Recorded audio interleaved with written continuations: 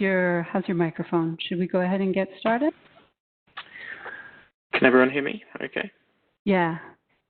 Fantastic. Sounds good. Okay, let's get started. Welcome and thanks for joining this CGAP ISF Advisors webinar on rural livelihoods in a changing food system. I'm Jamie Anderson. I work at CGAP.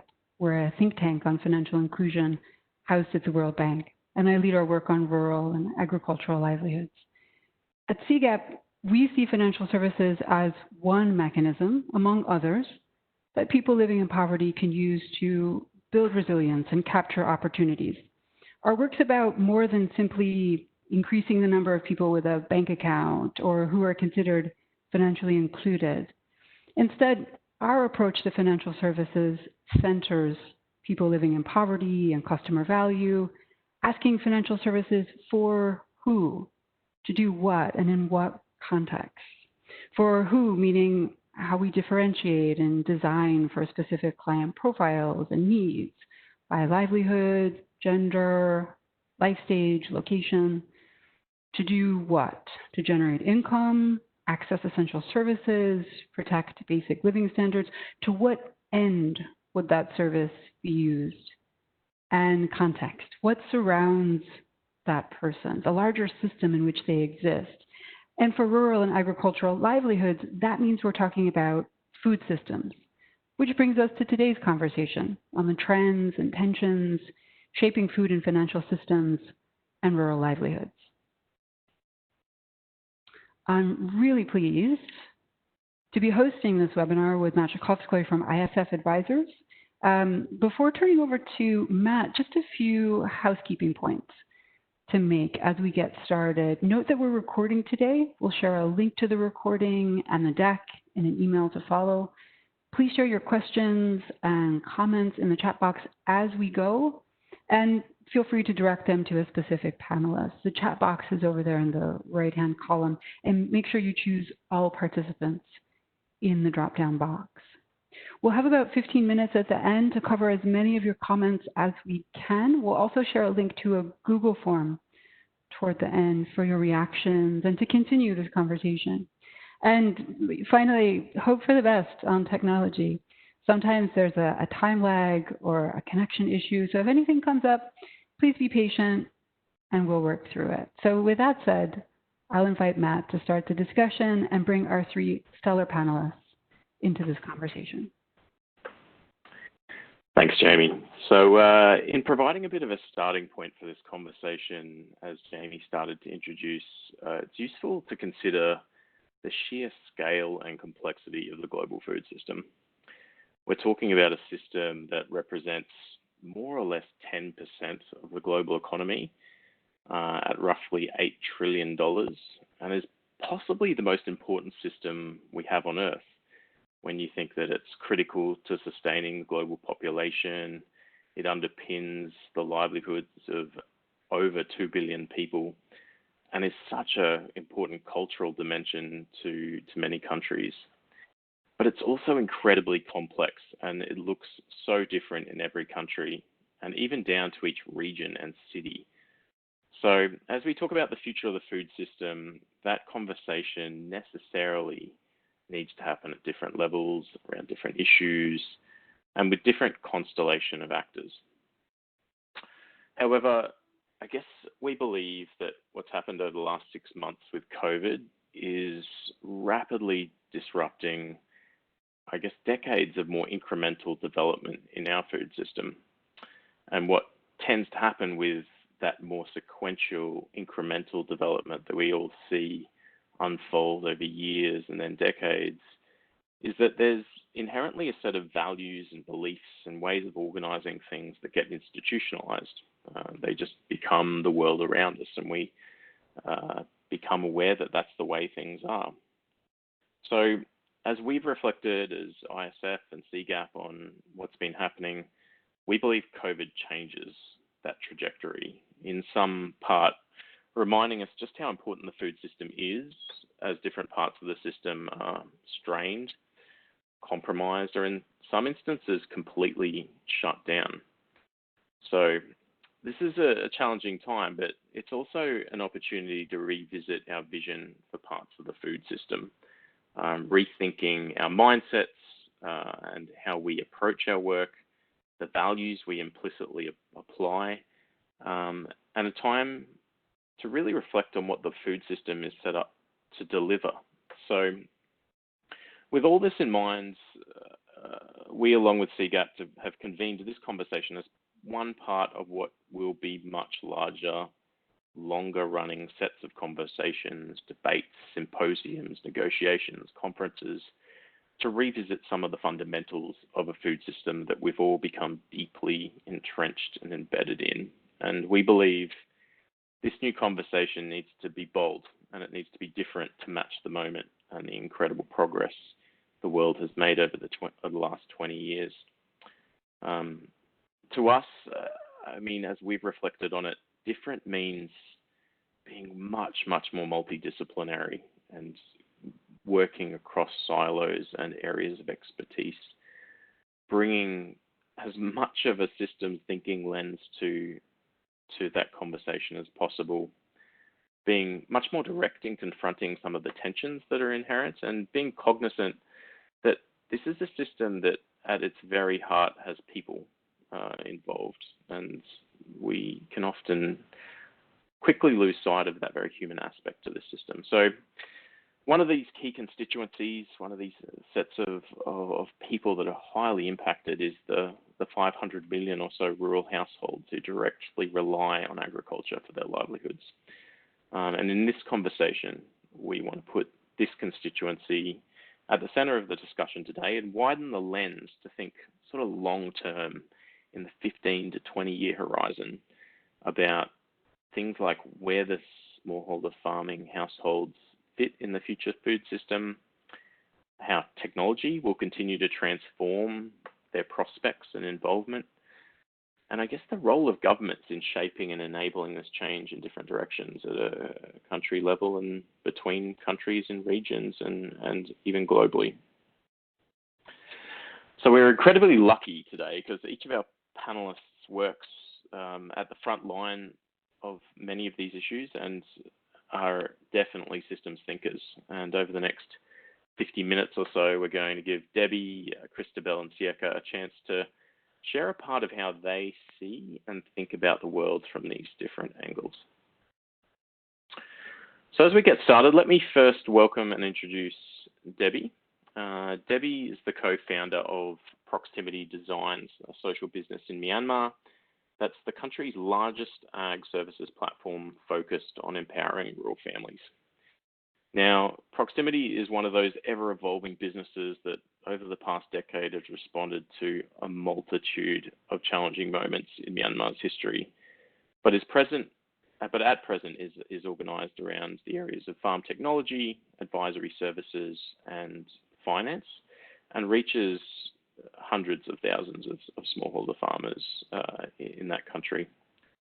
Now, having spent some time in Myanmar with Proximity and Debbie, one of the most unique things I experienced there is their focus on having this growth mindset.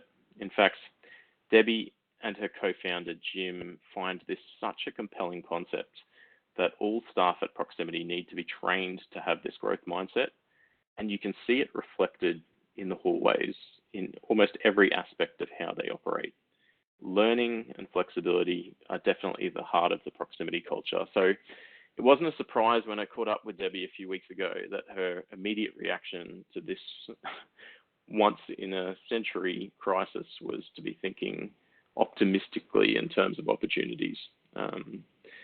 So Debbie is exceptionally credentialed and experienced, but very humbled, and we're really excited to have her perspective on this call. So Debbie, I guess just to provide a very quick framing for your comments, as we consider the present moment, it's hard not to think about how far we've all come in understanding more about rural households and their relationship to agriculture. And in many ways, the human-centered design movement that you've been a big part of in this space has been matched by this transition from quite a static view of rural farmers to a much more nuanced, dynamic way of considering their needs. So to kick us off, as you think about a food system that's going to continue to industrialize in different ways over the next 20 years, is there even a place for smallholder production and small agri-SMEs? And how do you wrestle with some of these long-term questions about their role? Thank you, Matt, and thanks very much for this kickstarting this very important discussion. And it's really important, I think, to articulate and name what's not working on this topic. I'd like to answer your question about the role of smallholder farmers for the future by sharing with you how one of our customers, a rice farmer in the Irrawaddy Delta, sees his role in the future. It's about Uteon and his wife and 6 kids who are rice farmers. And, they were ready to give up farming. And there was always something wrong with their crops. They didn't know how to choose the right seeds, apply the right amount of fertilizers, and fight against constant pest attacks. Their neighbors urged them to use chemical pesticides, but, Uteon resisted. He said, I want to grow food that is safe for people to eat. And so this family was becoming worse off every year, and there was a turning point when he had access to extension support, and they learned practical and simple ways to farm, from seed cleaning and proper plant nutrient practices to managing pests. And now he feels he's in control of his crops and has doubled his yield. He's especially proud that he actually overcame a destructive attack of a stem borer rice pest, a very nasty pest, by using a purely organic solution made from margosa leaves that are commonly found. And so his neighbors are starting to turn to him for advice, farm advice. And his 3 eldest children have finished university, and the younger children are able to finish high school. But here's the thing he said. He said, I am most proud that I can leave a legacy of a residue-free, prosperous farm and a bright future for all of my children. So he knew he had a larger role to play, and that he had dignity, and that farming was something that he wanted to be proud of. So when I think about the role of smallholder farmers over the next 15 years, I think farmers like Uteon, we see them day in and day out, are extremely hardworking, eager, resilient, value-conscious, and entrepreneurial, and they aspire to participate and contribute. So I think they have a very critical role to play in the broader context. They grow and make available nutritious, safe, and affordable food for the planet's growing population. They directly care for our earth, our soils and water and environment. They provide jobs and income for a majority of the workforce in poor countries. They're serving on the front lines of climate action and directly engaging in mitigation and adaptation strategies. And collectively, they can be an engine for economic growth, food security, child nutrition, and poverty reduction. It's well documented that GDP growth that starts with agriculture is about 4 times more effective in reducing poverty than GDP growth in other sectors. And finally, I think the investment in smallholder farmers can reduce political instability in fragile countries like Myanmar, and help reduce uncontrolled migration. So for the next 15 years, I think ag development is going to mostly be about small farms. And in fact, small farms are multiplying and in some countries becoming more dominant in land distribution.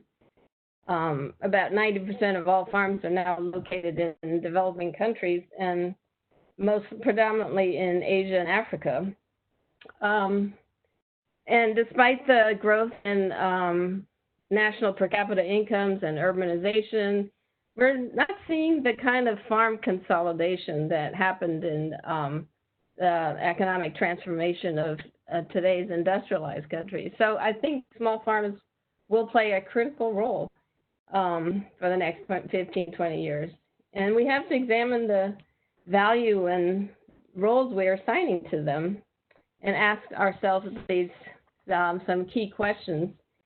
Number one, questions like, how might we reframe our relationships to small farmers and do a better job of listening to their voices? I think it's really about relationships that affirm their dignity and give them choice. And number 2, how might we envision a world where small farmers are not squeezed out, but are included in participating profitably in modern food value chains? And 3, how might we take out the drudgery associated with smallholder farming and support youth and women to participate? There's a young farmer I met, a 30-year-old farmer in Kunjangon in Myanmar, who has a degree from Yangon University in computer science. And he's farming now, returned from the city with his degree, and he's making full use of our online agronomy advisory services and helping other farmers become more digitally connected to these resources. And 4th, how might we deconcentrate risks away from small farms and redistribute this burden of vulnerabilities and resources, especially in the face of climate change and pandemics? And lastly, how might we rethink what it means to be efficient and place value on supply chain resilience locally and improve biodiversity and ecological resilience? And so in the end, I think it's about what it means, as Matt said, what it means to be human, our connection with other human beings, and especially our connection to small farmers, to the people who grow our food and who take care of our earth, soils, and water. And these are social, political choices we all need to make. So I'll leave it at that. Thank you. Thanks, Debbie. Such a great way of starting to anchor the discussion here. And I think the word that resonated a lot as you were talking was reconsidering smallholders as real stewards of their role and the natural resources and products that they're producing. I love the way that you connected a very micro level view there to some very big macro questions. So our second panelist today is Christabel, who is a strategist and development expert that's worked at the forefront of a number of programs and initiatives over the last 10 years through her work at ISF Advisors, with Mercy Corps, AgriFin, Accelerate, and most recently at IDEO.org, a leading not-for-profit design studio. And one of the unique aspects of Christabel's experience is that for many years now, she's worked on how emergent technologies come to market and can transform systems. And this has taken her from very tactical considerations of how technologies are adopted by different client segments to solve real problems, all the way up to sort of country and sector level strategies. But having known Christabel for a few years now, I also know her as a part-time philosopher who's always wondering after the much more complex should type questions of her work, with that great combination of sort of curiosity and optimism and critical thinking. So Christabel, in the last sort of 6 to 8 years, tech has been the big change that we've witnessed, and particularly in digital agricultural service provision, we've seen this explosion of services and some really exciting new innovations, so sort of everything from drones to digital money to e-commerce, that now truly reaches almost the very last mile in many places. But as a counterpoint, we've also seen that the power that's created by many of these large technology platforms in the developed world has started to have some negative or questionable outcomes. So I guess from your perspective, how do you think about what rural households can expect from a technologically disrupted future? And is there a dark side of this evolution that we should all be concerned about? Great. Thanks for the introduction, Chuck. When I was thinking about how to use the 6 minutes that I've been given today, I figured the people in this room probably know more than I do about all the interesting ag-related tech solutions that could change how we farm, access information, connect markets, etc. So I thought rather than focus on the landscape of those technologies, I think I would want to sort of take a 10,000-foot view just to explore what might it mean for us to realize the promise of technology to revolutionize our ag and food systems, and then sort of tap into some of the prompts that you've given, Shak. So just to provide a bit of context, market focus for the next decade suggests that a digital agricultural revolution will be the newest shift, or the fourth industrial revolution, which then in theory could help ensure agriculture meets the needs of the global population in the future. And so for me, when I think about the main challenges for ag and food systems in Africa, three things come to mind. One is, how do we feed a growing population? Two, how do we do it sustainably? And then three, how do smallholder farmers who feed almost 70 to 80% of the population in sub-Saharan Africa capture value in the ag value chain? And sure enough, technology can help address these challenges, but how do we get there at scale? And I have four hypotheses that I've been mulling over, and I wanted to walk us through those in the next few minutes. So first and foremost, I think the economics of smallholder farming, especially in Africa, are not necessarily attractive. It's labor intensive, relatively low yielding, and most smallholder farmers barely break even, and primarily they end up farming for food security purposes. With this baseline, I think it's a little bit unrealistic to expect that small-scale farmers can adopt and realize the benefits of tech-enabled farming practices without a few shifts. And I think there's an implicit need to actually perhaps change the structure of small-scale farming and move a little bit more towards consolidation of farms and land holdings in order to then leverage from economies of scale. I think it can be a little bit hard to have a farmer who's on an eighth of an acre to move into something like small-scale mechanization and leverage technology in that way. But I think consolidation of farms and land holdings can be really tough, a tough sell, especially given the cultural norms around land ownership. But perhaps there's opportunities, there's potential to explore land consolidation without necessarily transferring land ownership. So I think point one is that it can be a bit hard to leverage technologies and realize the benefits of technologies if we don't figure out the economics of smallholder farming in the first place. I think we also probably need to shift a little bit from smallholder farmers to maybe exploring how industrial growers can meet the demand for food and enable farmers to actually grow crops in quantities that can be sold at commodity prices. Obviously, the capital investment to actualize this is quite significant, but I think as we're thinking about technology, economies of scale, network effects, etc., becomes important maybe to think about that shift as well. Secondly, I think innovations around tech applications in agriculture and food systems can be difficult to adopt, especially for older generations of farmers. Just ask anyone who's had to shift from a Samsung to an iPhone. It can be a bit hard to change your operating software.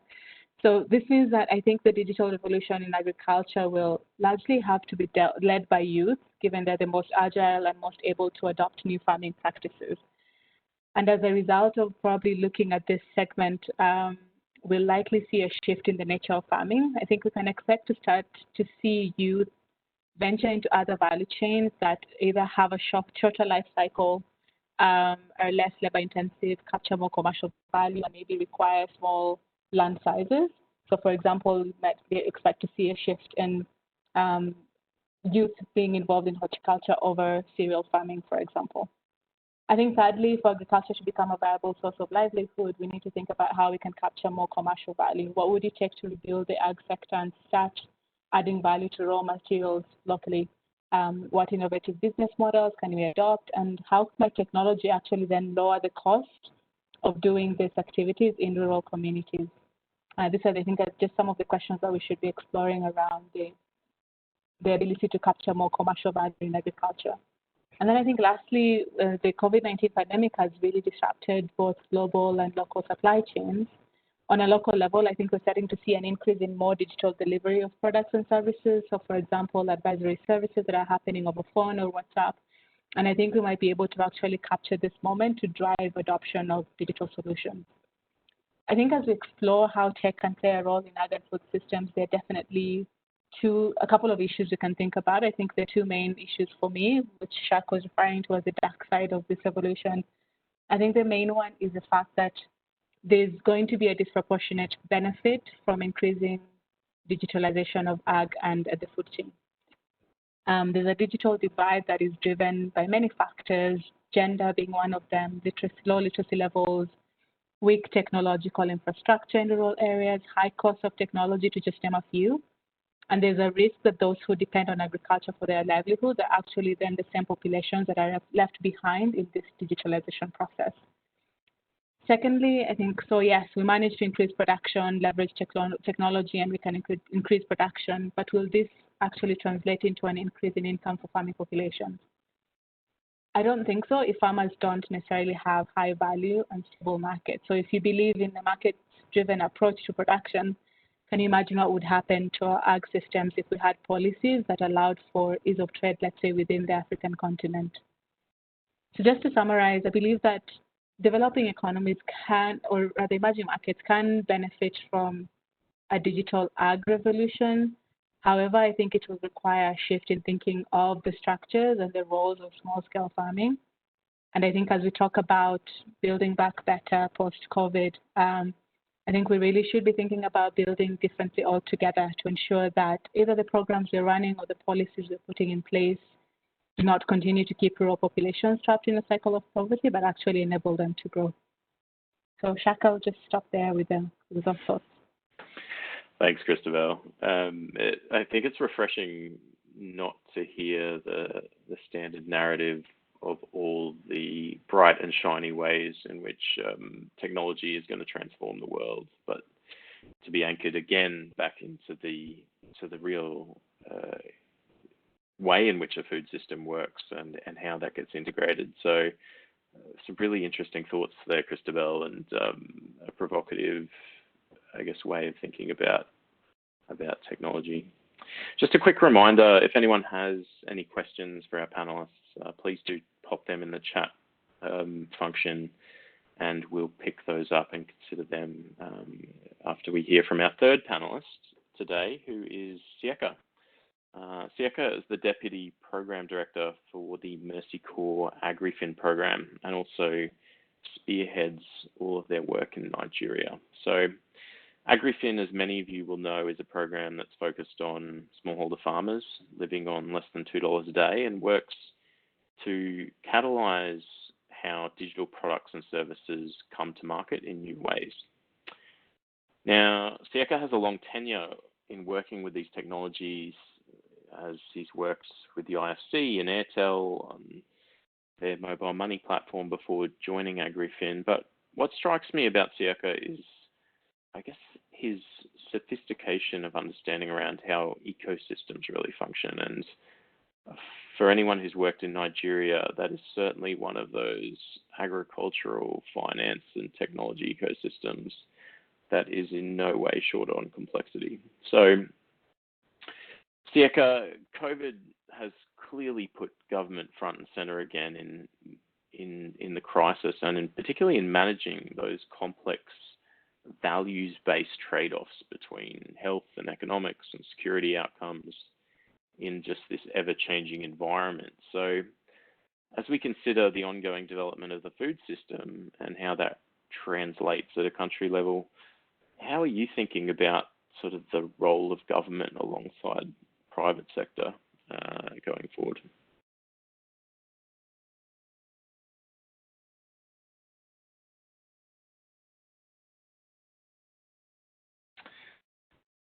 Have we got you, Siaka?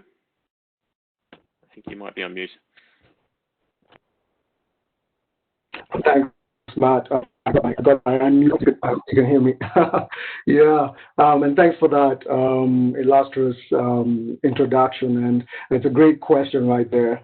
And it's tough to follow Christabel. I've worked with Christabel for quite a number of years, and we share a lot of thoughts in the technology space and a lot of disputes in terms of where the space should move.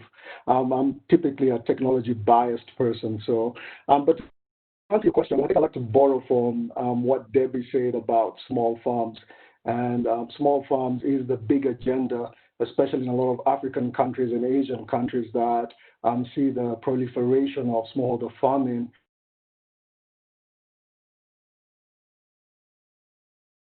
and the challenge that the population, where certain economies of scale and certain technologies and abilities are not available to those smallholder farmers. So I'd like to coin this as smallholder farms to virtually big farms, because I believe that even though the prevalent landscape is actually smallholder farms, there is a potential to consolidate, as Christina said, and create probably virtually big farms. So from a government perspective, I think it will be important that the government starts to rethink the fact of production, such as land, in new ways. Thinking about new models of how to kind of democratize this land to create new avenues for asset development for the smallholder farmers that are in those locations. And of course, as Debbie mentioned,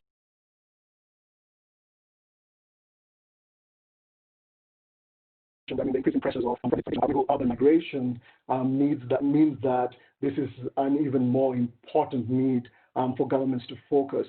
However, the governments really need to look at the cost involved in actually this reimagination of how land should be handled in rural populations.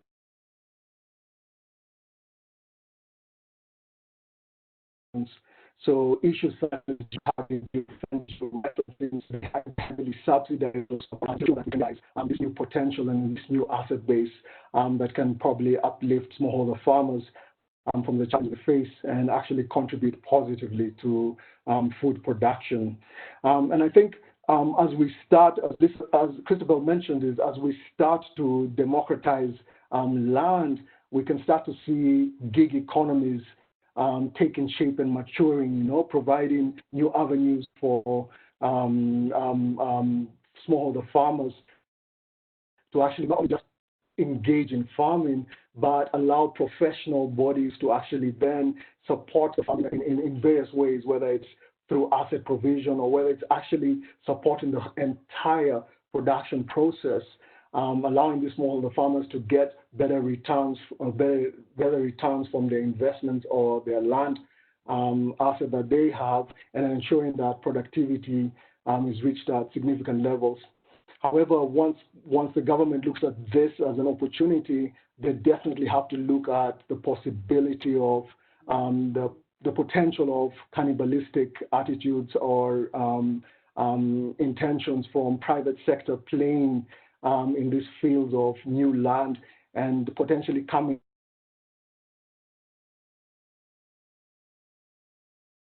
up with policies to see that someone is protected in such a scenario.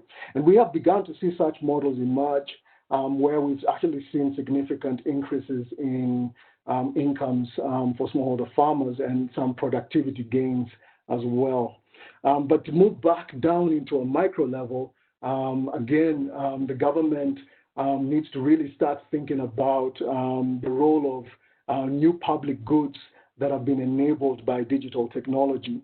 I think it's long overdue that that extension services need to move to e-extension. The usual rhetoric has been that one of the biggest government interventions in agriculture has an extensive extension workforce. But we know that right now that's not sustainable. The ratio of extension workers to farmers is greatly underserved. So the government should now start thinking about how do we support e-extension services and provide this as a public good. I think maybe thinking too forward thinking and using my technology bias, we're long overdue for an e-Siri, an e-extension Siri, or an e-extension Alexa that will provide farmers with knowledge on good agricultural practices,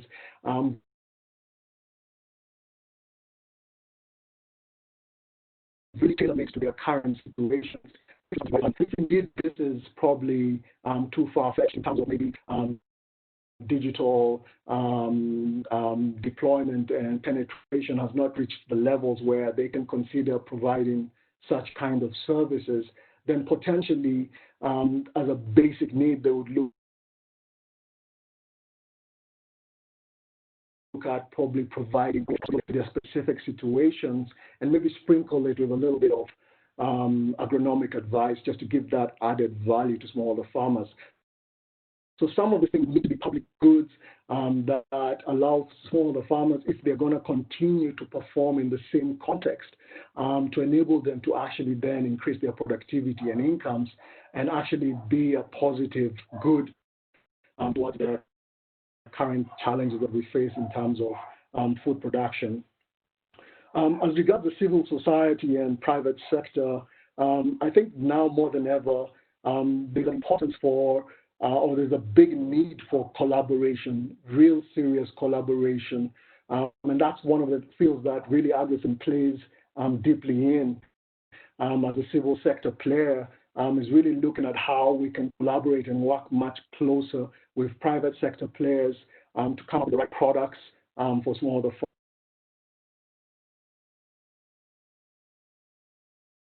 farmers. Civil society approach towards looking at how the problems are affecting different communities and coming up with solutions from those problems, whereas the private sector would typically take a deductive approach, looking at solutions and then finding a problem to solve. So having that close collaboration where civil society then works closely with the private sector to identify how those problems and the solutions they've come up with can meet at an intersection point where it then provides the valuable services to rural populations to ensure that they can actually improve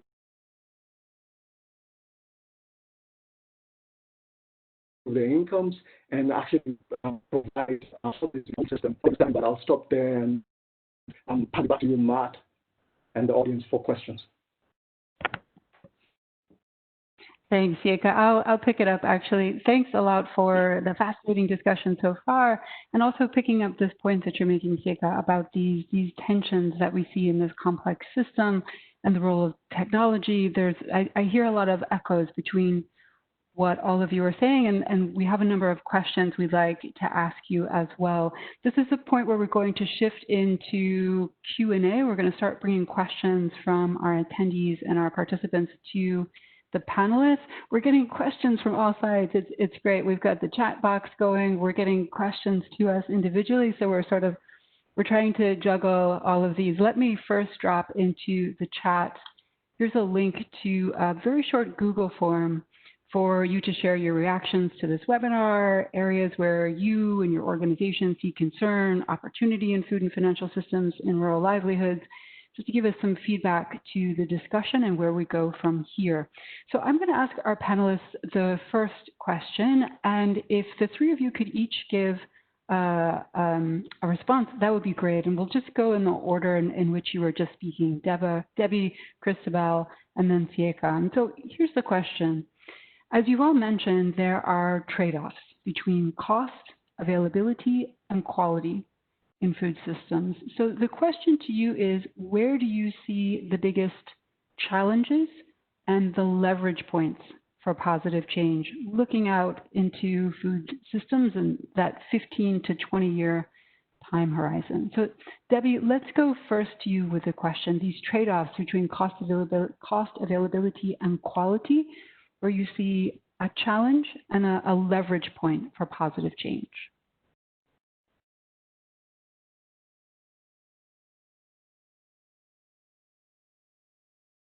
And Debbie, I think you're still on mute. There you go. Oh, okay. Yeah, I think for farmers we're working with, we see such low yields, such a low starting base that we feel like it's low-hanging fruit to deal with the closing the yield gap and dealing with increasing their productivity for very low cost.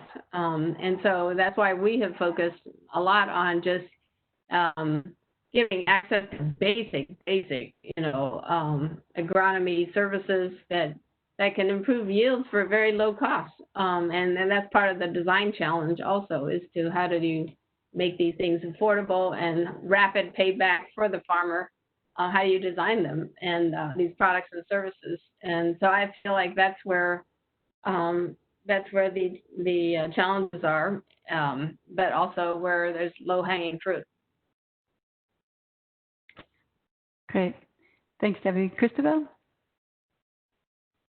Yeah, sure. Thanks, Jamie. I think for me, I'd say cost is a huge driver, especially when you're operating at a small scale with low volumes. As I was saying earlier, I think it becomes difficult to leverage economies of scale and actually reach a break-even point. But I think at the same time, the quality of food systems is also a difficult issue to deal with.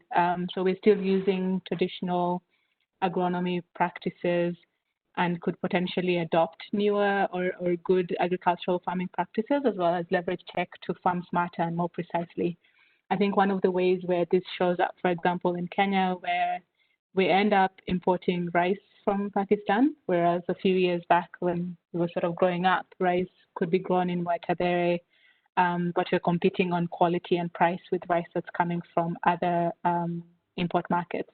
So I'd say cost is a huge driver, quality of food systems and how we are actually farming is also a major driver, but all three of them compound to make it really uncompetitive for small-scale agriculture to thrive on the continent.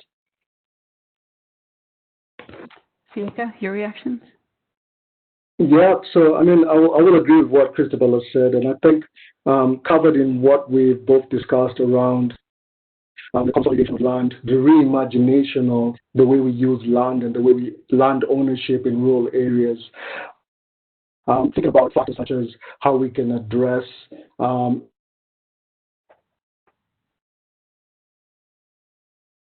issues around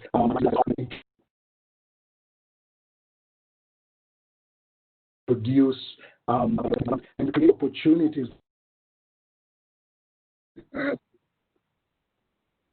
where one professional expertise can support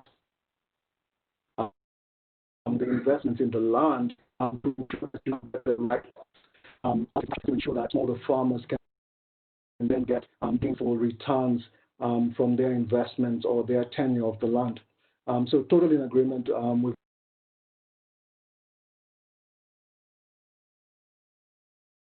what you said, and I think that's partially the land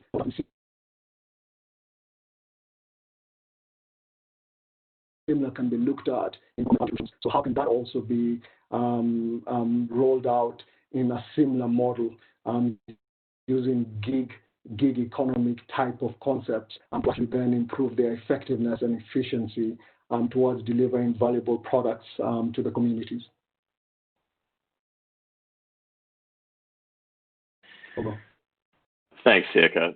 I mean, nice way to round out that question. And I think the word that you keep using in terms of reimagining is a really interesting one, because often we just think about sort of finding a systemic lever to pull and then making this adjustment to the way a system works. But there is this opportunity to also just completely reconceptualize, like Debbie was saying, the role and positioning and agency of a smallholder, or like you were saying, just the way in which farming as a system works in some of these countries. But I am maybe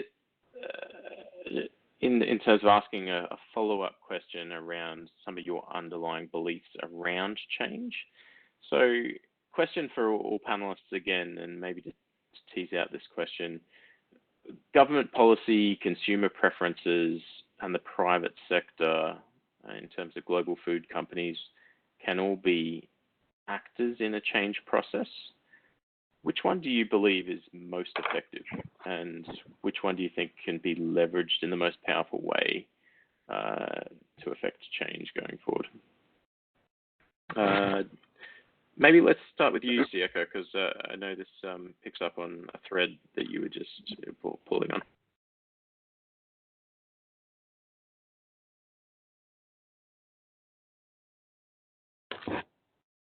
Sure, thanks, Matt. And the line was breaking up, so I got bits and pieces of that question. I had government, producer organizations, etc. And which one would be more effective? And it's always hard to choose between the two, because I think it's a concerted effort. There definitely is room for government level interventions. What we're seeing from the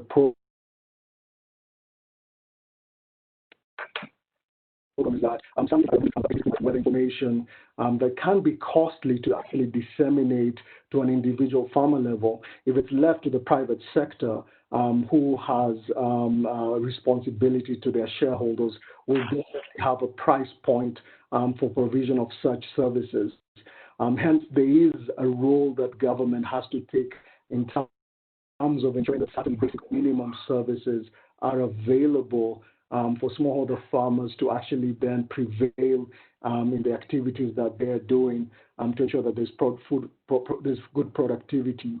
But that also notwithstanding, the private sector then has to then look at these rural economies as a potential marketplace to deploy products. In Nigeria, what we've seen a lot is that the usual default is the opportunity cost of investing in either an urban area where you have higher literacy rates, less issues around illiteracy and other issues pertaining to adoption of a service, and rather than invest a lot of resources in those locations, then look at rural locations that need a little bit of work, a little bit of cultivation.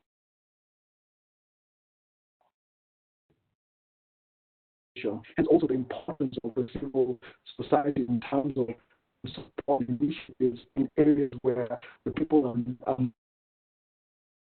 most disadvantaged, or in places where the market is not yet places come to bear for those participants. So it's a tough question. I don't know. It's a chicken and egg thing. Like who is most important? Who should jump in first? So I'll refrain from actually choosing one of them and let my colleagues because it's worth it. Christabel, are you willing to make a choice, or are you going to hedge as well? See. I might go a little bit with Siaka's cop-out, but I think philosophically, or as a matter of personal belief, I think taking a private sector approach is a bit too neoliberal, and you end up perhaps ignoring the social needs of a community in lieu of profits. So I don't think going one route completely is the right approach. I think the framework that I would propose is a mix of both, where it is primarily a market-led approach, but with government interventions at the right moment to ensure that we're also paying attention to the social needs of constituents, to borrow your word that you used earlier. And I think this sort of lends itself to how PPPs are supposed to be structured and are supposed to work. I think that's what I would push for. I think in terms of customer preferences, for me, I might deprioritize that a little bit, just because I think customer preference is largely driven by what the market signals are.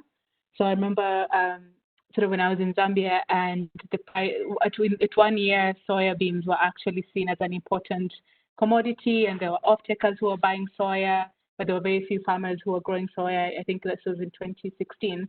And so the price of soya beans per kg was at about 5 or 7 kwacha. I can't remember the actual amount. But then the next year, because customers or farmers saw that the price of soya was actually quite high, there was an off-taker, everyone grew soya. And as a result of that, the market prices dropped. The next year, again, the opposite happened. Soya didn't pay well. Very few people grew soya. Market prices went up. So I would say that first tier for me would be a market-led approach, but with the right government policies to support social needs of a farming community. And then the second tier would be customer preference, because that is largely driven by market signals and market demand.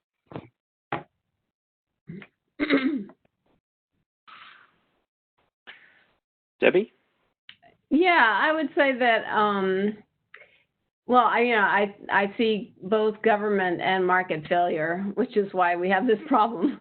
And, ideally, I think governments can be super impactful in terms of scaling impact and impacting millions at the same time. Policy reform is high risk and high reward. But, as we all know, it's super challenging, and there aren't many openings where you can where you can, with one policy reform, impact millions overnight. And that is possible, but it's also quite difficult to do. So I would say that in terms of the private sector, again, there's been, failure to deal with the market failures. And so I do think that it is a combination of both.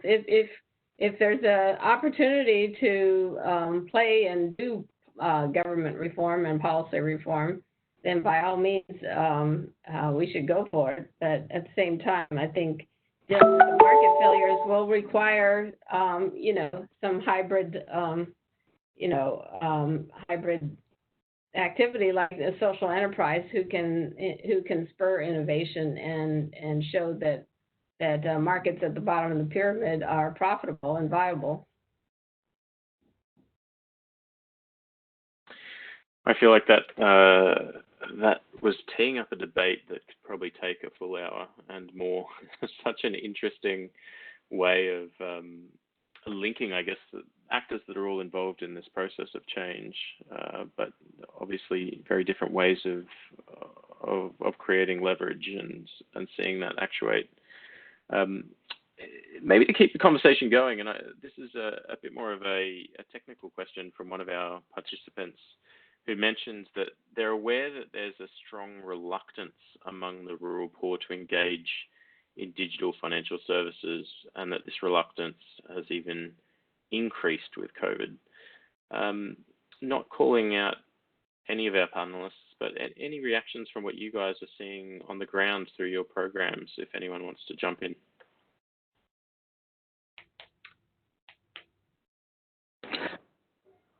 Hi, Matt. Maybe I'll take this to some degree. Well, we're not seeing that reluctance to any significant degree. In fact, we're seeing actually a larger acceptance of digital as the way and norm to actually prevent some of the issues that are brought about, especially by exchange of cash, etc.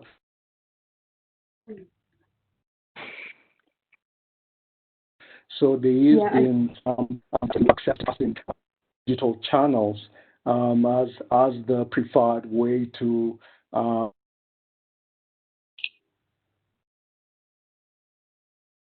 transact in terms of money. Just because the situation calls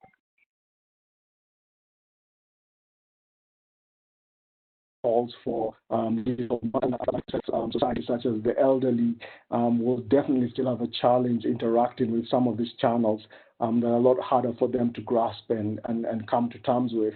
And I think a lot of the mobile money deployments have still a way to go in terms of making the usability and the user experience easy for multiple segments of society.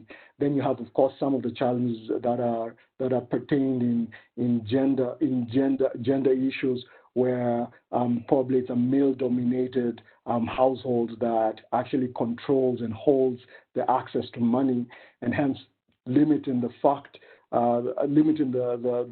woman in the household using mobile financial services as a way of actually then reducing the spread of the COVID virus. So some of these issues that are faced as regards digital transactions are probably not because COVID is there. I think maybe they've really been brought to the forefront largely because that is now the preferred way of transacting. When someone comes to your door and says you can only pay by digital means, and you have been excluded for a lot of time, people are quite innovative, able to actually then take the next step in terms of now I need to learn, now I need access. So if anything, this current situation that we find ourselves in lends itself to an opportunity to actually get a lot more adoption of these digital tools. Thanks.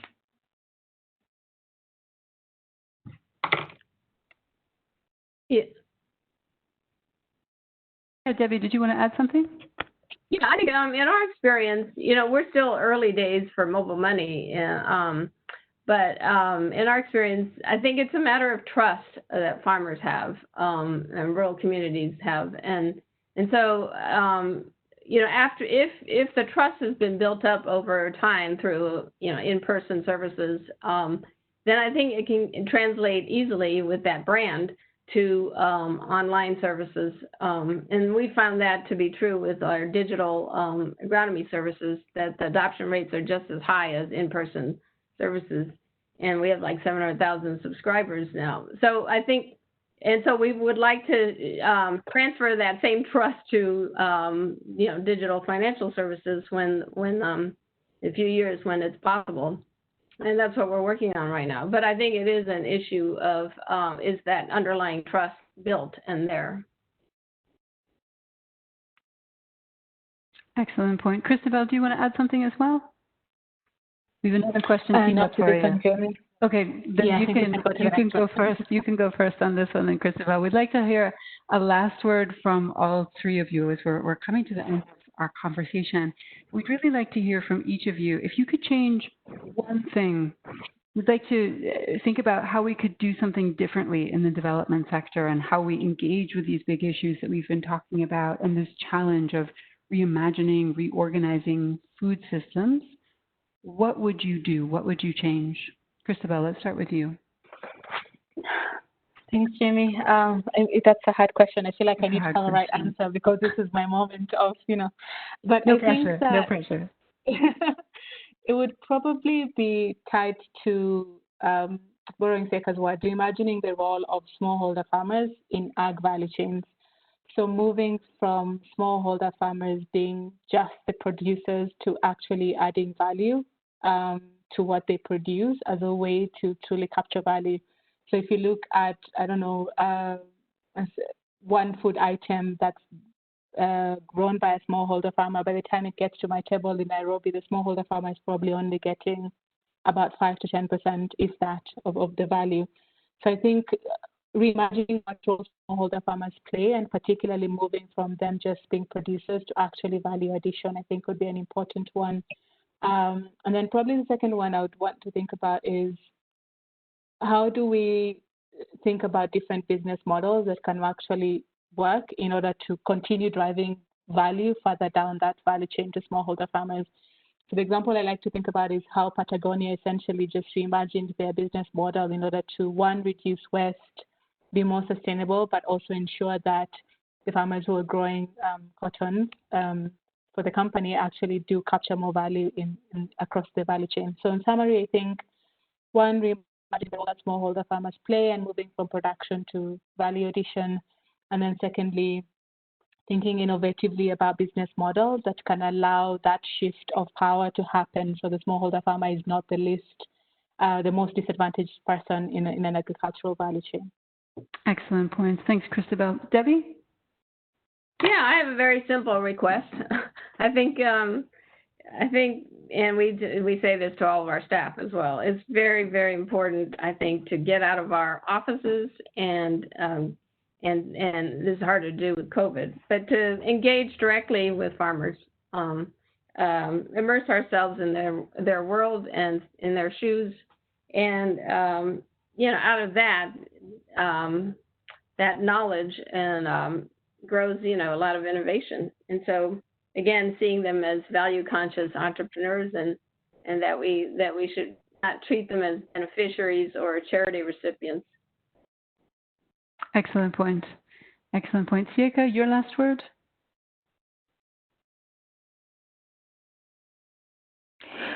Thanks, Jamie. I think everyone has said everything I'd like to say, and probably just to accentuate one of the things I'd say is that I think the development sector is probably the last opportunity to really see that whether small farmers actually actively participate in the future of food systems. We're at a very challenging point and a pivotal point in mankind where the food that is required to sustain the population growth is greatly inadequate. and hence the easy way out is going to be to fall to large-scale farming, etc. And sometimes some of these activities might lead to greater disadvantages for smallholder farmers. So if there is going to be someone who speaks out for the rights and the needs and the opportunity that exists with smallholder farming and in rural economies, then the development sector has to be the people who speak to this cause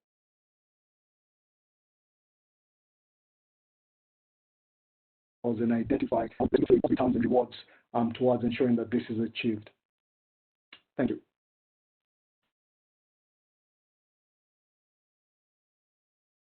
Thanks so much, Siaka, and thanks to Christabel and Debbie for all your comments over the last 50 minutes or so.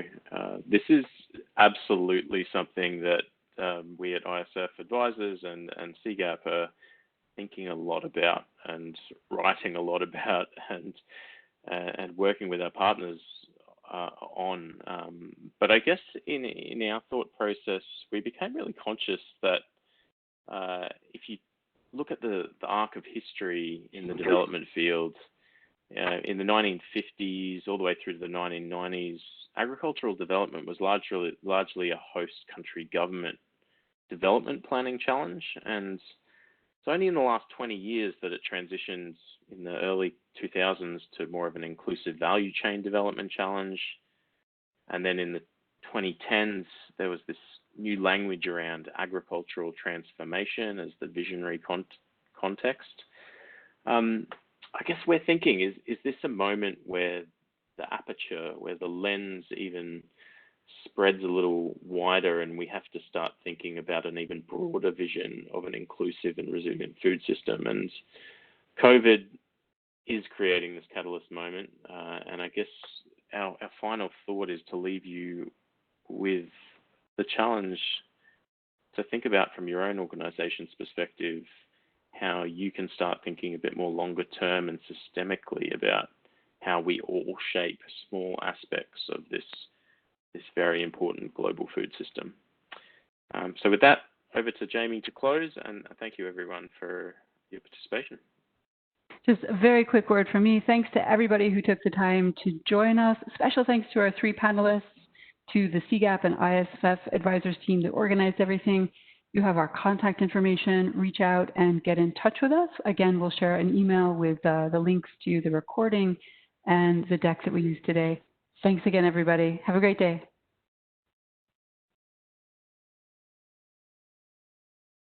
Thanks, Jamie.